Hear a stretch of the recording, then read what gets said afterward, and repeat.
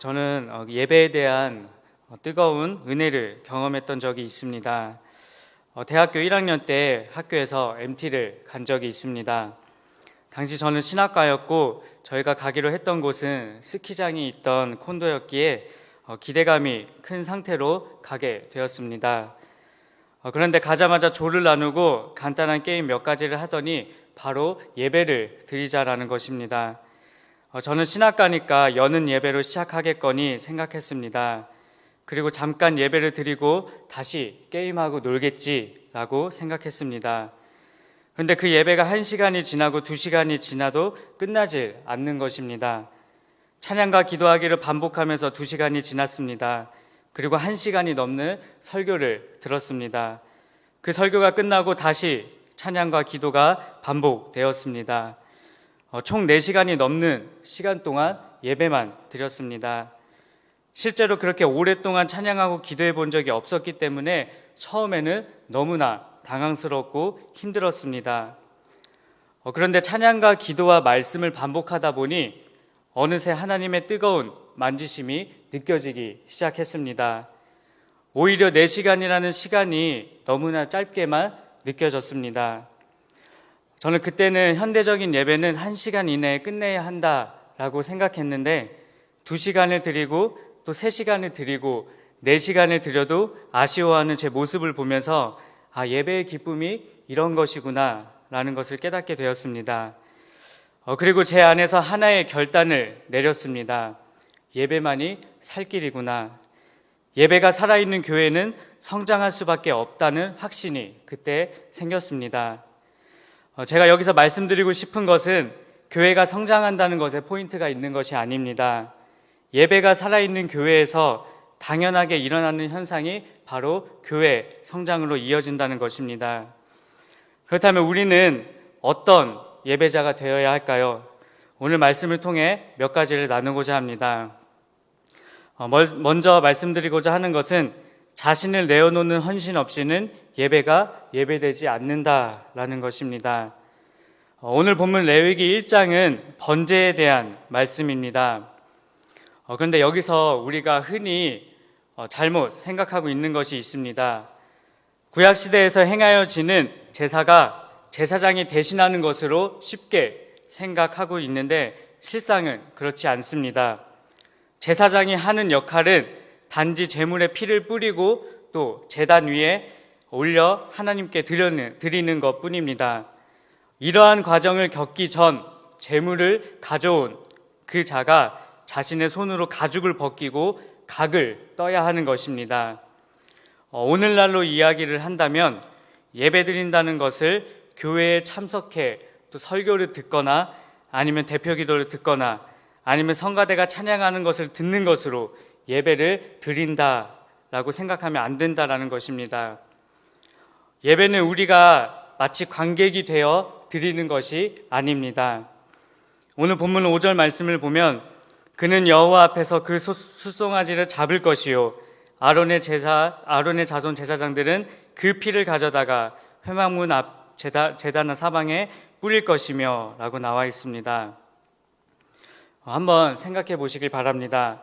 예배를 누가 대신해 주는 것이 아니라 내 자신이 직접 배를 가르고 또 소를 잡고 피 냄새를 맡아야 한다면, 이것을 우리가 직접 다 해야 한다면 그저 그렇게 무성의하게 우리가 할 수 있겠습니까? 예배를 인도하기 위해 앞에 서 있는 목사님이나 또 임사자들은 예배를 이끄는 자들이 아니라 그냥 예배를 돕는 자로 서 있는 것입니다. 그러므로 인격적인 하나님을 만나고 체험하는데 좋은 환경을 제공하는 것은 이렇게 돕는 자들의 몫이 될 수 있을 것입니다. 그러나 하나님을 만나고 하나님을 경험하는 것은 여기 있는 우리 모두의 몫이 되는 것입니다. 만약 그게 그렇게 된다면 예배의 태도부터 달라질 것입니다. 예배가 지루하다라고 말할 수도 없을 것이고 예배가 길다라고 말할 수도 없을 것입니다. 내가 예배의 주역이 된다면, 내가 인격적인 하나님을 그 예배를 통해 만나야 한다면 예배를 대하는 나의 태도는 분명 달라질 것입니다. 저는 레위기를 준비하면서 많은 부담감이 있었습니다. 한 목사님이 장난식으로 이런 말씀을 하셨습니다. 레위기가 너무나 어렵기 때문에 올 내자를 써가지고 위기가 왔다라고 표현하는 것을 보면서 너무나 큰 공감이 되었습니다. 그런데 레위기를 묵상하면서 설교가 예배의 핵심이 될 수는 없겠구나라는 마음이 들었습니다. 그래서 저에게는 설교에 대한 부담감이 여전히 있지만 예전과는 다른 부담감을 가지게 되었습니다. 예배를 돕는 도구로서 사용되기 때문에 열심히 해야 한다는 부담감이 될 뿐이지 이것이 예배의 핵심이 되지 않는다라는 것입니다. 예배는 우리 모두가 하나님께 드리는 헌신자가 되는 것입니다. 어느 한 사람이 이끌어가고 나머지 사람들은 들러리가 되는 것이 아닙니다. 설교를 준비하면서 한 예화를 보게 되었습니다. 옛날 어느 임금님이 온 국민을 불러놓고 큰 잔치를 열기로 했습니다. 음식은 왕이 마련하고 참석자들은 그저 포도주 한 병씩만 가져오도록 했습니다. 그리고 잔칫날이 다가왔습니다. 사람들이 가져온 술들은 모두 다 큰 그릇에 모였습니다. 그리고 사람들은 식탁에 앉아 그 포도주를 잔에 따라 마시기 시작했습니다. 그러나 술맛이 맹물이었습니다. 그 이유는 누구나가 다 남들은 포도주를 가져올 것이니 나 하나쯤은 술 대신에 물을 가져와도 모르겠거니 했던 것입니다. 누구나가 다 맛있는 포도주를 마시려면 모두가 다 맛있는 포도주를 가져와야 합니다. 그래야 멋진 잔치를 즐길 수 있게 되는 것입니다. 이것은 교회도 마찬가지입니다. 하나님 앞에 매주 나와 드리는 이 예배는 반드시 교인 모두가 진심으로 또 전심으로 주님을 경외하는 마음으로 참여해야 한다라는 것입니다. 사랑하는 성도 여러분, 예배는 내가 드리는 것입니다. 받은 은혜를 생각하며 또 받은 사랑을 생각하며 지금까지 받은 복을 세어보며 그 모든 것을 주신 하나님 앞에 가져와 드리는 것입니다. 저와 여러분 모두가 예배의 헌신자가 되어 하나님 보시기에 온전한 예배자로 세워져 가기를 주님의 이름으로 소원합니다. 오늘 말씀을 묵상하면서 저에게 또 하나 도전이 되었던 말씀이 3절 말씀입니다. 그 예물이 소의 번제이며 흠없는 수컷으로 회막문에서 여호와 앞에 기쁘게 받으시도록 드릴지니라. 제사는 제물을 드리는 것입니다. 그러나 여기서 그 제물이 흠이 없어야 한다라고 말하고 있습니다. 즉 흠이 없는 수컷을 드리라라고 하나님은 말씀하십니다. 흠 없는 수컷을 찾기 위해서는 제사를 드리는 사람들의 정성이 필요할 것입니다. 또 흠 없는 제사를 드리기 위해 자세히 살피고 신경을 써야 할 것입니다.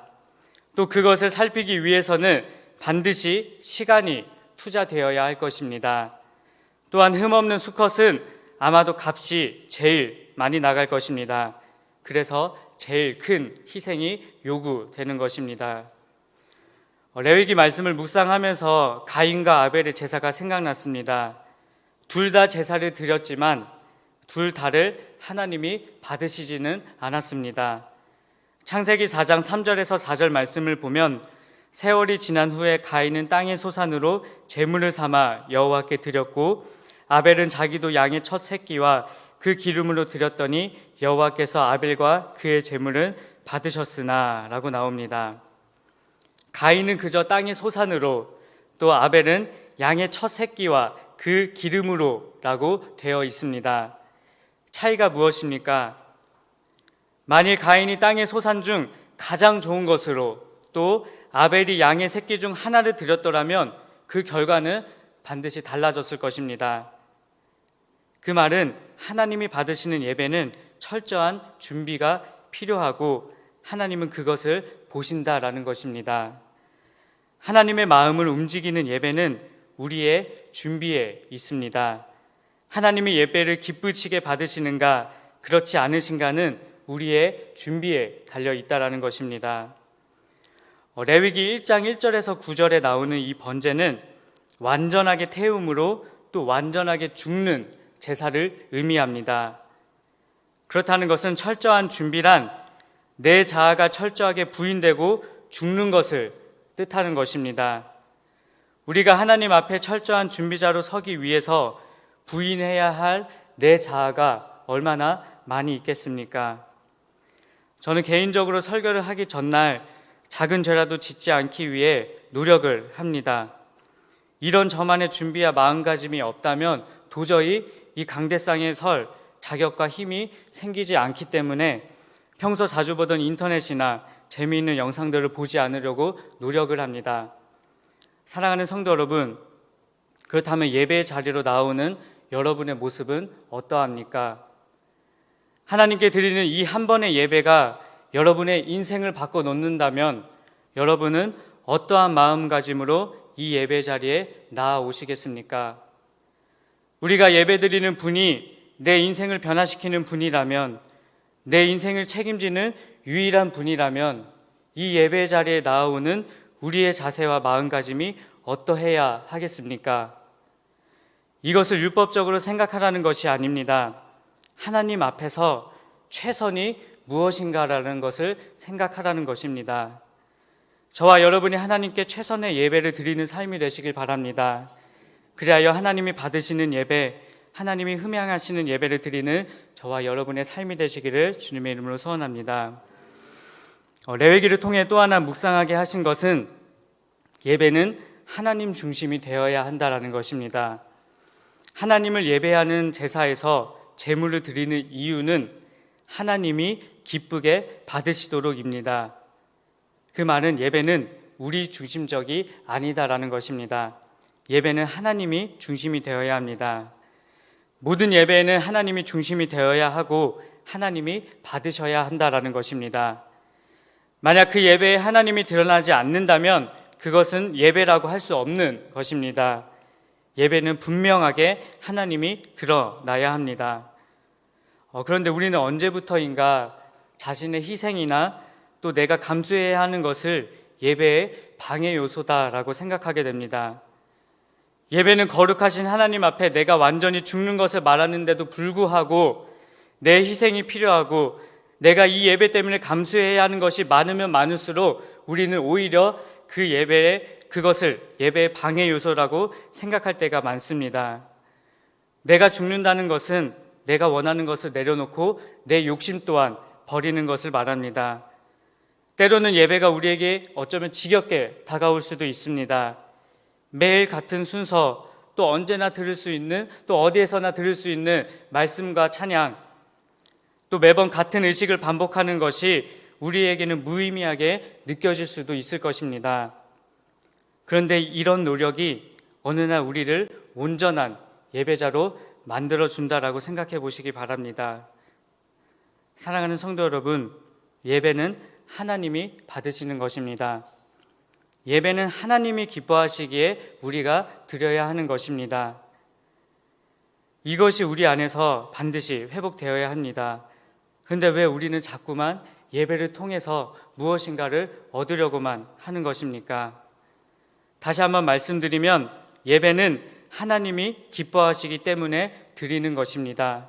다른 이유가 없는 것입니다. 사랑하는 성도 여러분, 우리 안에 이 예배의 본질이 회복되기를 바랍니다. 저는 일주일간 라오스 단기 선교를 다녀왔습니다. 그 선교를 준비하는 과정에서 또 선교하는 과정에서 크고 작은 어려움들이 있었지만 돌아보니 하나님의 은혜였다라고 고백할 수밖에 없는 시간이었습니다.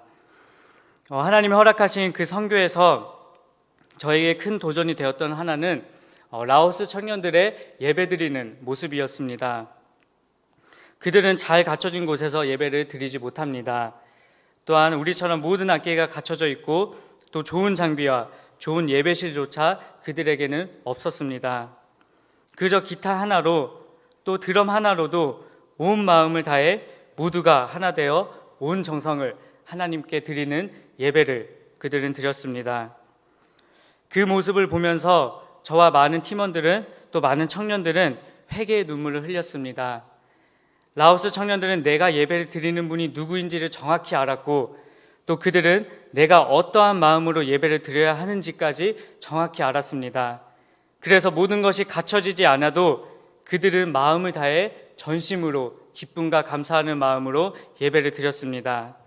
하나님이 받으시는 것은 모든 것이 갖춰질 진 곳에 드려지는 예배가 아니라 예배를 드리는 예배자의 마음이기에 그들은 그것을 알고 자기의 마음을 드리는 예배를 드렸습니다.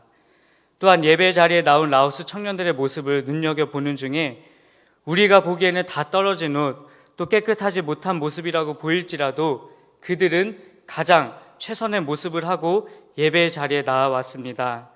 주어진 환경에서 최선의 것을 하나님에게 드리기 위해 그들은 준비된 마음으로 나와왔습니다. 이 모습을 보시고 하나님이 어떻게 가만히 계실 수 있을까?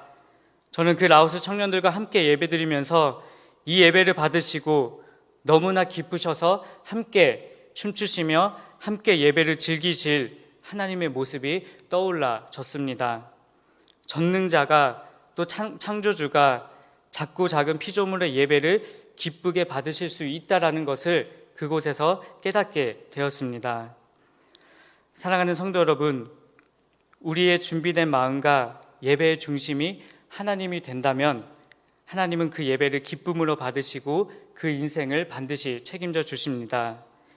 예배의 성공이 우리 삶의 성공이 되는 것입니다. 하나님이 기뻐 받으시는 예배를 드리게 된다면 우리의 인격이 반드시 달라질 것이고 우리의 인생이 달라질 것이고 우리의 관계가 회복될 것이고 얽히고 설킨 우리의 모든 문제가 달리 보여질 것입니다.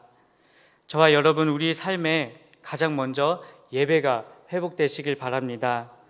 우리의 마음을 다해 드린 예배를 통해 하나님의 일하심을 경험하고 누리는 저와 여러분의 삶이 되시기를 주님의 이름으로 소원합니다.